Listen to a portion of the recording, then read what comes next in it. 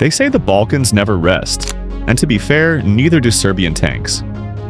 Imagine this: a midnight horizon lit by the shimmer of reactive armor, while the low growl of upgraded MiG-29s hums in the distance. Welcome to Serbia's battlefield of today, a compact yet fierce force that consistently punches above its weight. Born in 1830, the Serbian armed forces have outlasted Ottomans, Austro-Hungarians, and more, staying as unyielding as ever, like Rakija that only improves with age. Currently, they count roughly 22,500 active soldiers, a quick response reserve of 2,000, and a passive reserve of nearly 600,000 citizens, still keeping their old patches ready. Ranked 63rd of 145 in the Global Firepower Index, with a Power Index score of 1.2576, Serbia's defense budget in 2025 sits around $2.42 billion, about 2.5% of GDP. That's a jump from $2.14 billion in 2023, a nearly 24% increase since 2022. People may joke, when NATO won't take you, just buy Rafales, but the reality is less humor, more strategy. At the heart of it lies Serbia's own defense industry, the strongest in the Western Balkans. Around 200 companies, from Yugoimport SDPR producing armored vehicles and artillery, to Zastava Arms turning out rifles, to Sloboda and Krušik crafting ammunition, form a humming ecosystem. That unusually precise bullet? Likely made in Kragujevac, not in Russia. For a landlocked nation, its ground power is impressive. Serbia operates around 242 tanks, 30 Russian T-72B1MS, and 212 local M84 variants. Backed by armored vehicles like Lazar APCS, Miloš Tasmar RFVS, and more than 130 MRAPs, including the new Zastava M20. Artillery is another backbone. The Nora B-52 self-propelled howitzer, Serbia's Thunder on tracks, with 138 already in service and over 100 more on order. In the skies, MiGs still dominate. 13 MiG-29s, 10 upgraded to SM standard and armed with R-77s. Add J-22 strike jets, Airbus C-295 transports, Mi-35 and H-145M helicopters, and Chinese CH-95 and CH-92 drones. Air defense is thick with layers: HQ-22s, HQ-17, Pasars-16, with Mistral missiles plus Panzer batteries. Think of it as a Serbian-style layer cake, except it's made of missiles. So what's driving this surge? A blend of history, geography, and pride. Officially neutral, neither NATO nor Moscow's ally, Serbia is a kind of Balkan Switzerland, only with more Rakija and occasional fireworks. A €2.7 billion deal with France in 2024 for 12 Rafale fighters marked a sharp turn westward. Deliveries are planned for 2028 to 2029. The return of mandatory service in 2025, 75 days for men, brought back a sense of old-school discipline. Meanwhile, as Albania, Croatia, and Kosovo tightened defense ties, Serbia boosted its own strength as a counterbalance. After all, nothing says regional love like a little arms race. Ask a Serb about their strongest defense, and you'll hear our tanks or our MiGs. But truthfully, most would say our mothers. No army wants to face Balkan moms armed with rolling pins and a phone full of cousins in the reserves. Humor aside, modernization is about credibility. The Rafale deal is more than new jets. It's geopolitical chess.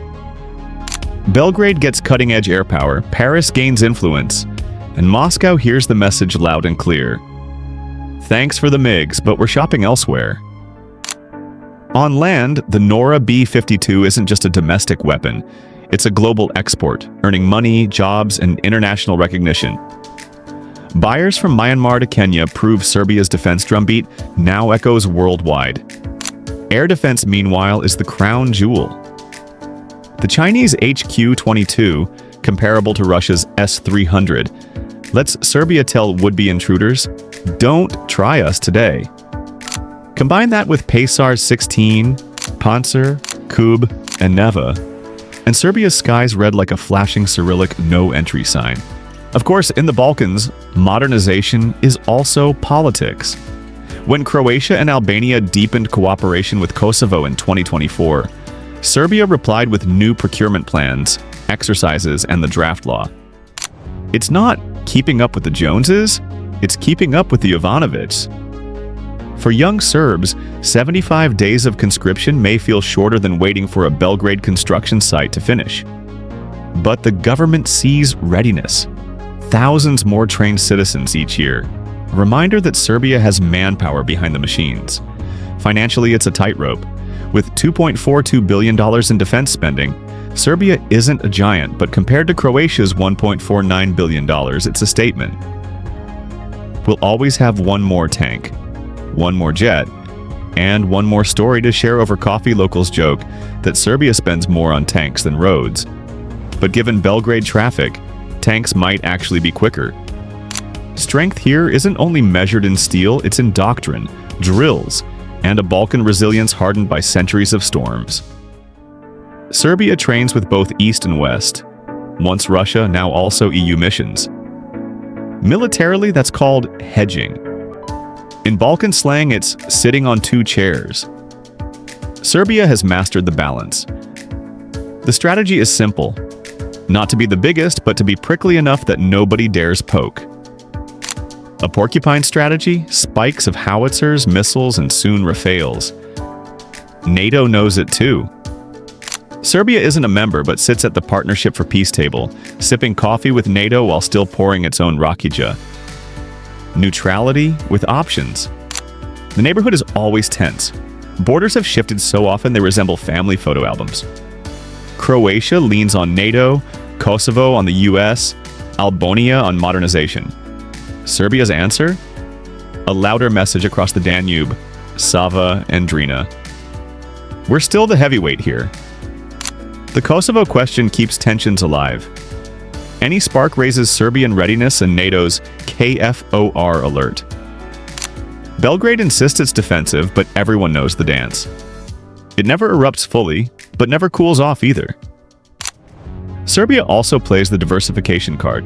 Rafales from France, drones from China, air defense from Russia, and local armor.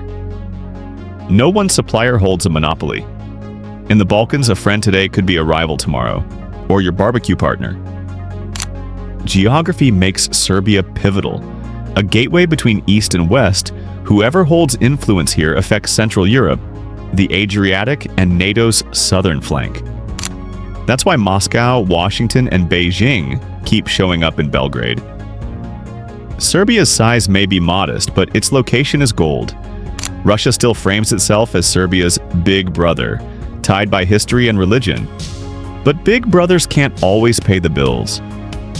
With Moscow preoccupied, Belgrade is hedging, keeping warm words but turning westward with deals. For many Serbs, it's not romance, it's math.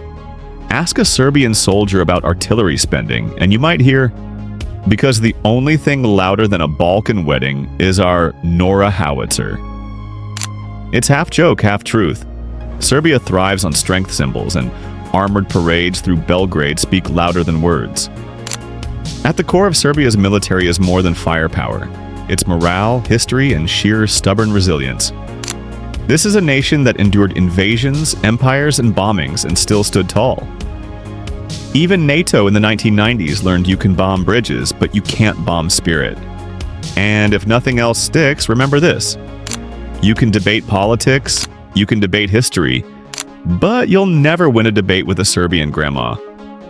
And chances are she's already on the reserve list.